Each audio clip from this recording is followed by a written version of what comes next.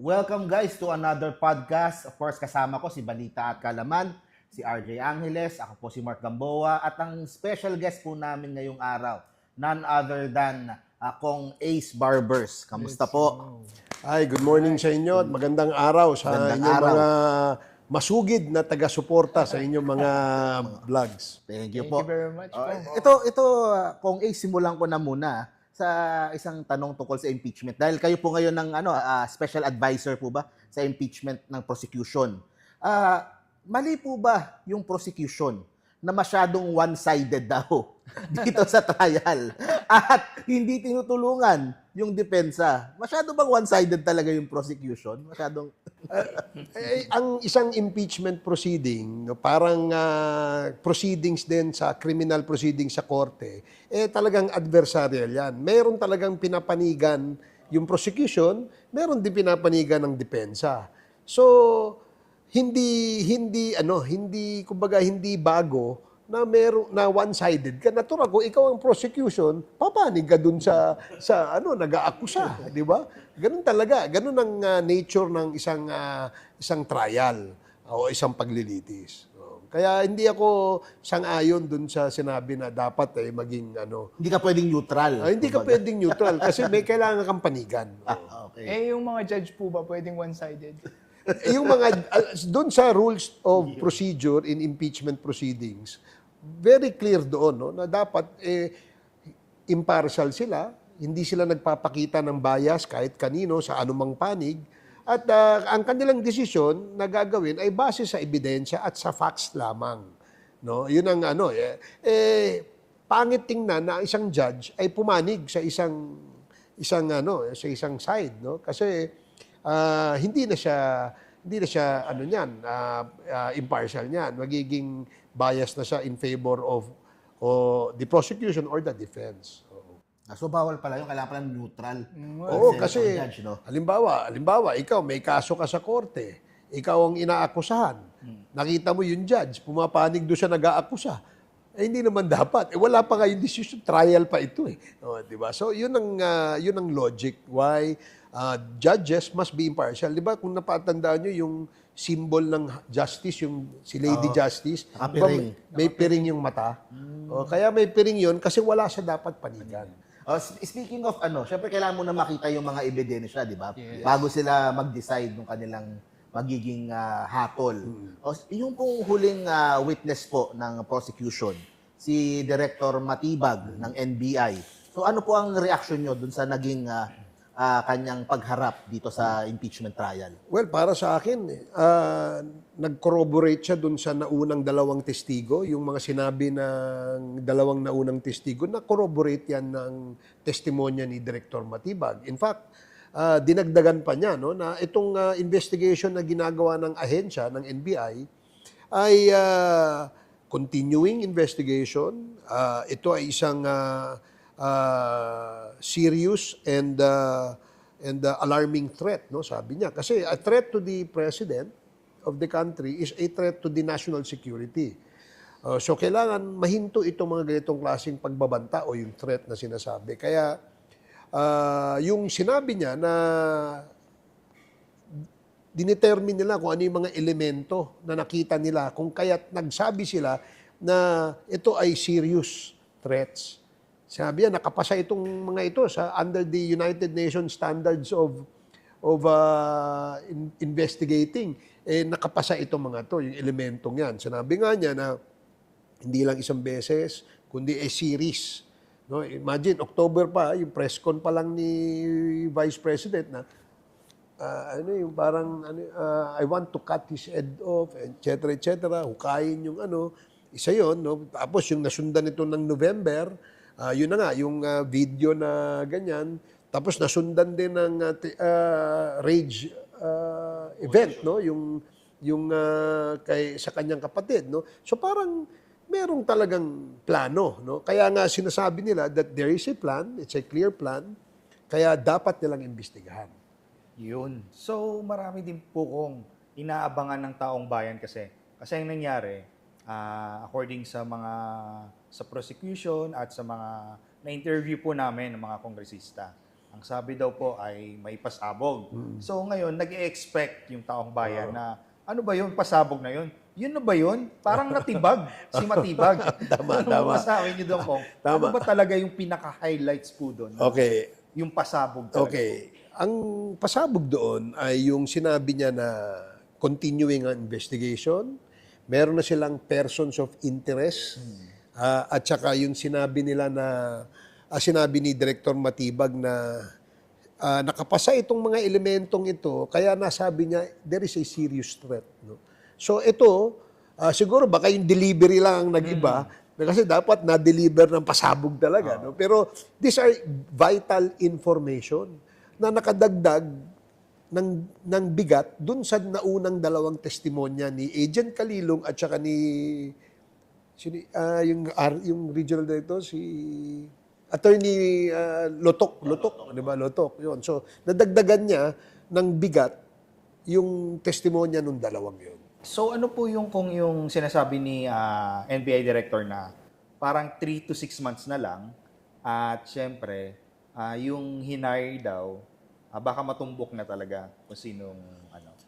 So mag-expect tayo 3 to 6 months. Ang pagkakaintindi ko, no, gaya ng marami na meron na silang leads, meron silang persons of interest at sa tingin nila na within a period of 3 to 6 months ma-identify nila kung sino to. In fact, meron siyang kung tama yung natatandaan ko, meron siyang sinabi na active personnel ito sa AFP ba o PNP or something. Yun ang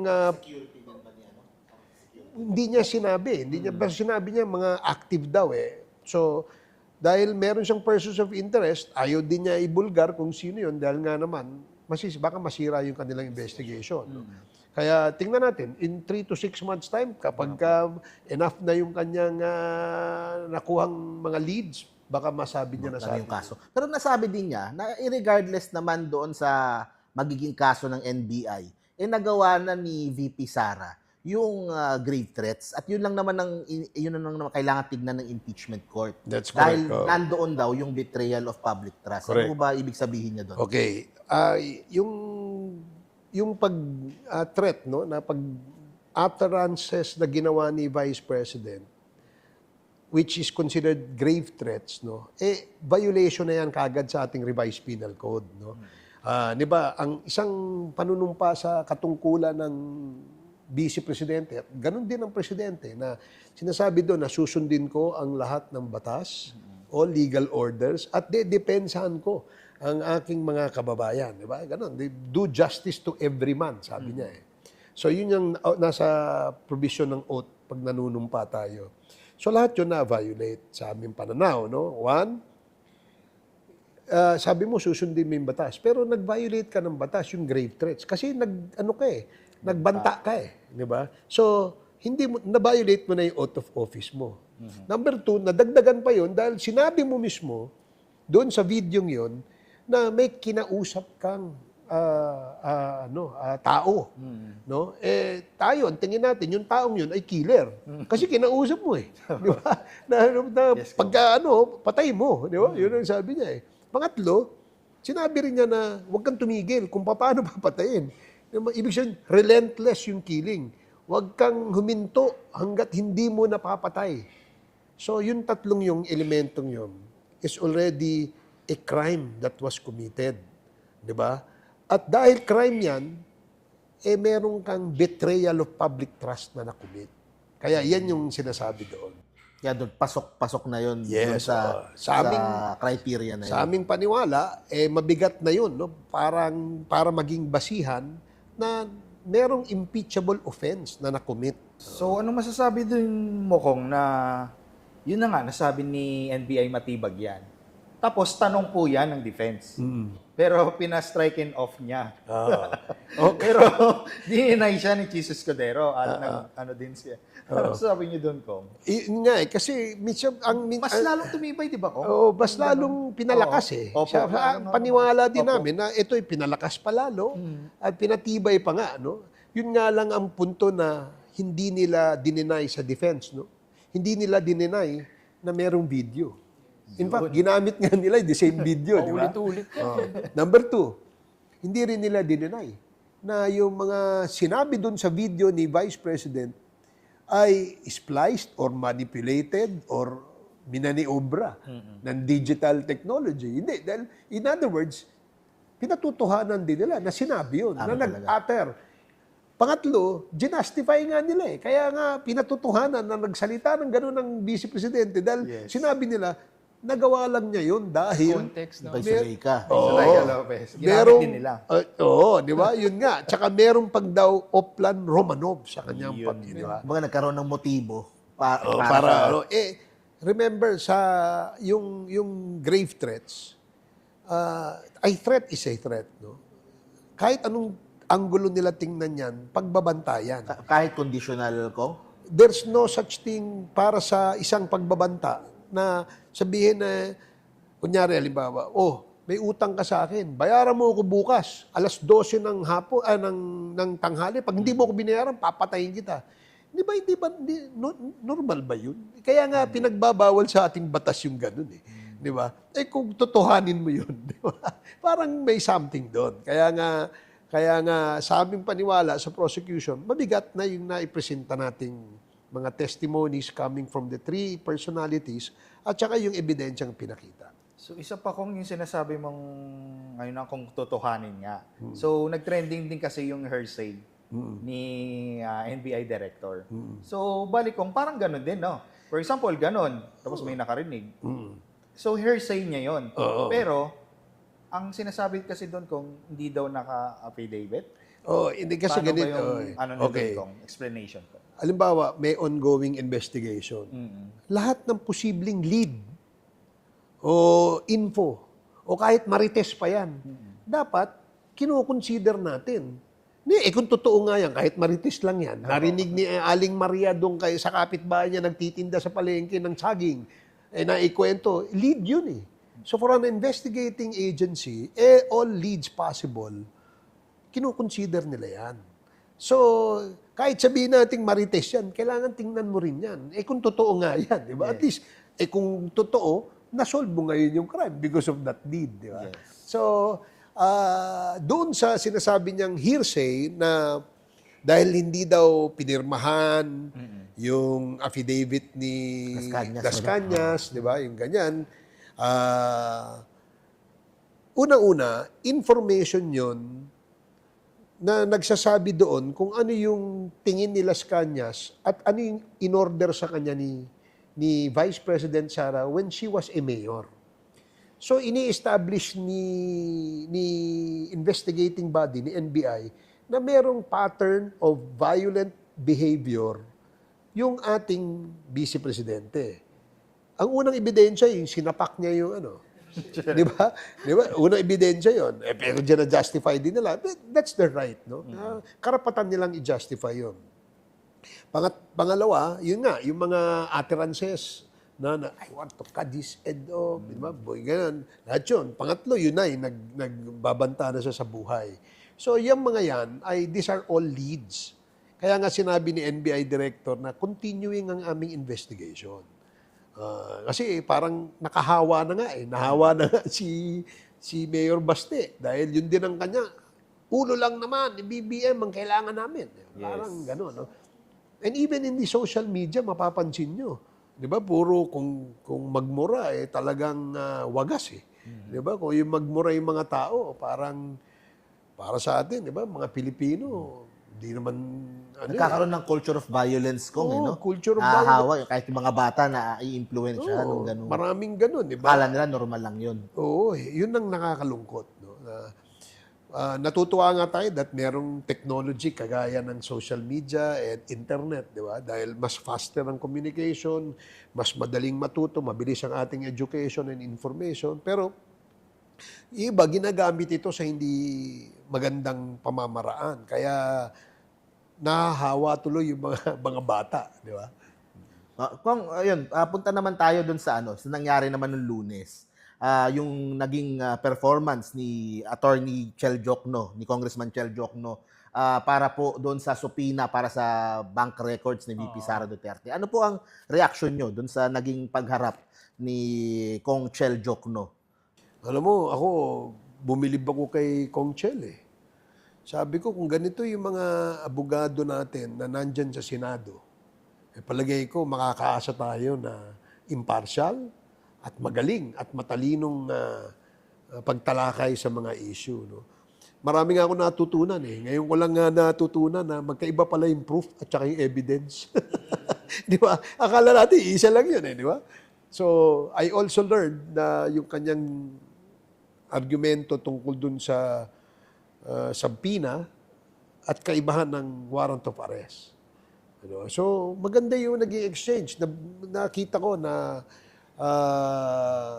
because of the oral arguments na ginawa ni Kong Chel, napapayag niya yung impeachment court na ipalabas ang mga subpoena doon sa mga nire-request ng prosecution ng mga dokumento.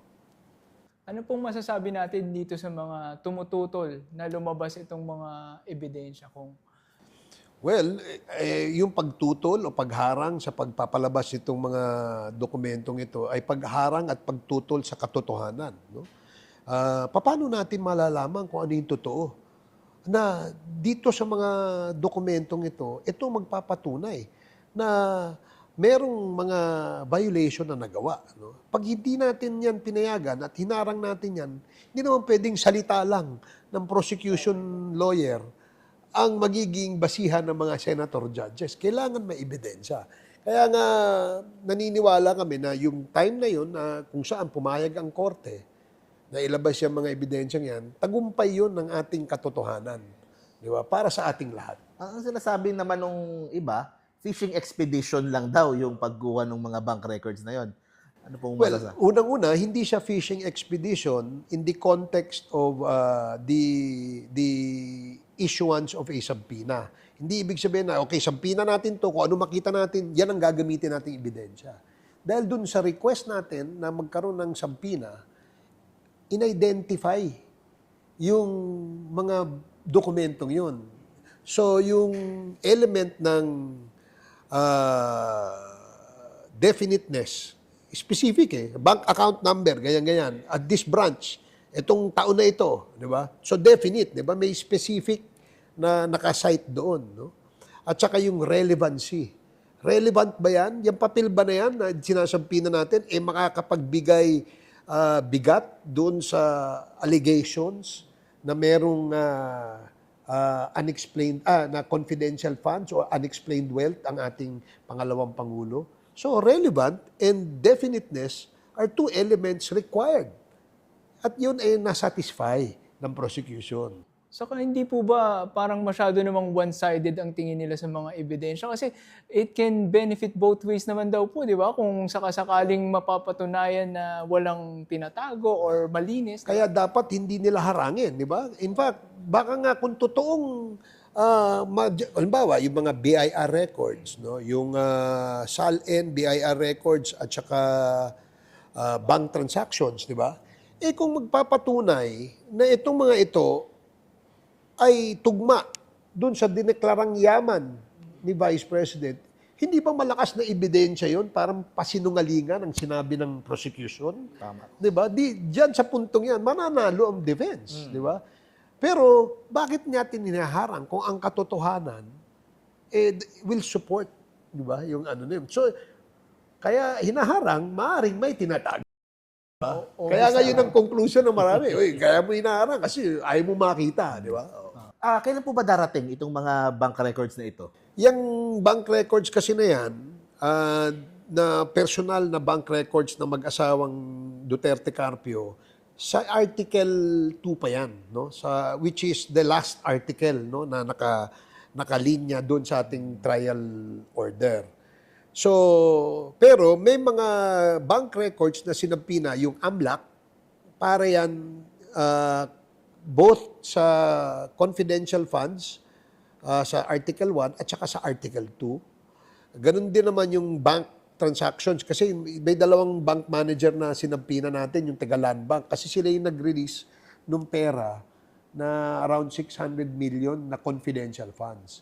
So, yun ang importante. Kasi pag hinarang yun, walang makakapagpatunay na merong perang nilabas na cheque na in-issue para sa ganitong amount baka hindi na tayo paniwalaan. So baka daw kung pinupolitika lang daw yan kasi nakafocus daw yung mga kongresista, yung ibang senador doon lang sa impeachment. So how about daw po yung mga ginagawa nila? Lalo na daw ang taong bayan, sinasabi nila, nagugutom na daw, taas yung presyo ng bigas, ng gasolina. Ano masasabi niyo doon, Ako, alam mo, sa totoo lang, talagang marami tayong problema no, sa bansa. Pero, isa sa mga problema rin natin ay korupsyon, di ba? Ang ating nililitis dito ay aspeto ng korupsyon sa ating gobyerno. So, hindi natin dapat talikuran ito. At the same time, dapat ginagawa din natin yung mga dapat gawin sa Kongreso na mga batas para makatulong sa maibsan yung hirap ng ating mga kababayan. So, this can be done simultaneously, ika nga, no? Basta mayroon lang tamang balanse. Tandaan natin, 300 yung congressman. Yung prosecutor, 15 lang. Ay, 11 lang. pwede Di ba? pala tayo So, mag-bank na ganun. di ba? Pwede pa rin, kumbaga, hindi naman itong 11 prosecutor na congressman, magde-decide doon sa 300, di ba? So, tuloy-tuloy yan. Although sa Senate, no? Kasi 24 senator judges, so 24 silang nakatutok dyan. But remember, may oras at schedule lang yung trial. Kaya nga binibigyan pa ng oras yung legislative work ng Senado eh. Kasi nga, para mabalanse. So, hindi dapat talikuran yung kinakailangang batas na gawin para matulungan, maibsan ang hirap ng tao ng ating mga kababayan. But at the same time, constitutional duty ng mga kongresista at ng mga senator judges na talakayin yung trial na yan. Otherwise, we will be violating the provisions of the Constitution. Tapos na po itong sa Article 4 po. Tapos na yan, no? Yung depensa, maglalabas pa ba sila ng ano?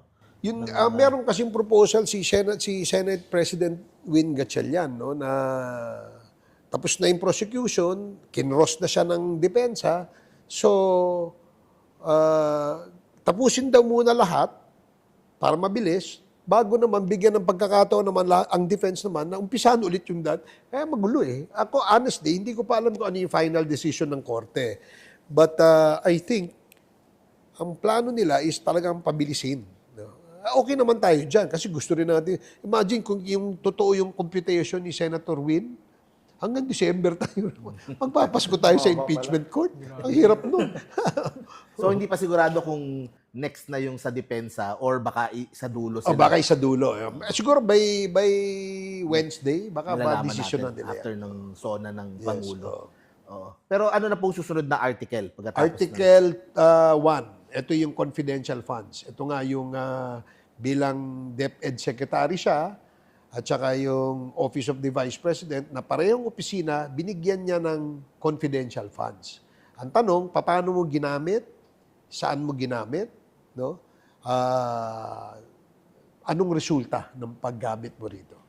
So, pag dito po, ibang set ng prosecution law, parang ibang grupo naman yung nakatoka Yes, doon. No? kasi hinati-hati nila yung yung bawat article. Hinati-hati yan sa mga congressmen prosecutors kung sino yung mag-in charge sa ganito, in charge sa ganito, in charge sa ganyan. So, ito po, meron po kayong final na mensahe para sa mga kababayan po natin, para po sa mga sumusubaybay at doon sa mga ibang namang hindi interesado o sinasabi na sayang lang sa oras yung impeachment na yan. Meron po kayong mensahe sa kanila. Okay, sige. Una kong mensahe ay sana po subaybayan ito ng ating mga kababayan dahil mahalaga ho na maintindihan natin yung proseso ng impeachment. Masalimuot ito, no? Dahil mas maraming panahon na technical ang pinag-uusapan dito, pero napaka-importante nito sa atin.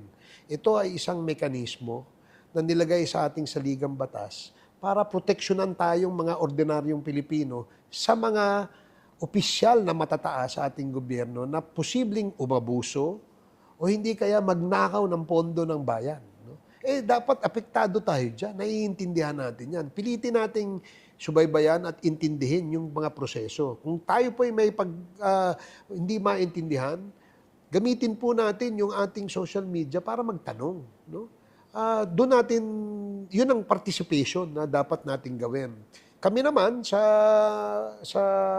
prosecution, pipilitin din namin ipaintindi yung mga nangyayari sa the most laymanized o yung pinaka-ordinaryong salita para kasi ako mismo nalilito rin ako minsan. Nahihilo ako sa mga kung ano-anong ginagamit. So, yun ang ating pakiusap. Number 2, kung may pagkakataon na makausap ninyo ang inyong mga senador, no? Sana makumbinsi natin sila na una, maging impartial. No? Pangalawa, hindi magpakita ng kanilang mga bias. No? Siyempre, pangatlo, kung dumating sa punto na sila ay magdedesisyon, ang gamitin sana nilang basihan ay yung facts at yung ebidensya. Kailangan ang ating decision is evidence-based, di ba? Para sa ganung pamamaraan, nagserbisyo tayo sa ating gobyerno, sa ating mga kababayan, at para sa ating lahat na mga Pilipino. So I honestly would like to encourage everybody na tayo ay sumbaybay dito. Kung medyo inaantok-antok na yun, bilhin lang ho tayo chichirya habang nanonood ho tayo para medyo ganas. Kape-kape muna. Bili tayo ng Catering. piatos. pero kung sa gauge nyo po, medyo nabawasan na ba ngayon yung fake news? Kasi nga, lumalabas ng ebidensya, Yes, so nakialam yung mga taong bayan na talaga. So, nag-gauge nyo na ba? Unlike noong sa TRICOM. okay. Itong maganda, no? Kasi nga, kaya natin ine-encourage talaga ang ating kababayan manood, no? Lalo na yung mga kababayan natin sa mga probinsya, no? Manood sila, subaybayan nila ito para maiwasan yung pagkalat ng fake news. Kasi minsan may nakikita lang tayo sa social media, akala natin totoo na eh. 'Di ba? So kaya natin sinishare pa nga eh. 'Di ba? Pag sinare natin, like and share, 'di ba? So dadamit, kakalat at kakalat ito. So ang ating dito is that pag sumubaybay kayo, alam kayo mismo, may experience niyo ano yung totoo at i-compare ito do sa nababasa ninyong fake news. Kaya isa itong pamamaraan para maiwasan natin ang pagkalat nito. Thank you very much po. Thank you Salamat. very Congres. much po. Dami naming natutunan ngayon and hopefully nga po sa mga susunod na mga impeachment trial dates mas maliwanagan yung taong bayan doon sa tunay na nangyayari diyan sa issue na yan. So thank you very much guys. Join us again sa next edition ng aming podcast. Tutok lang tayo sa impeachment trial. Let's go.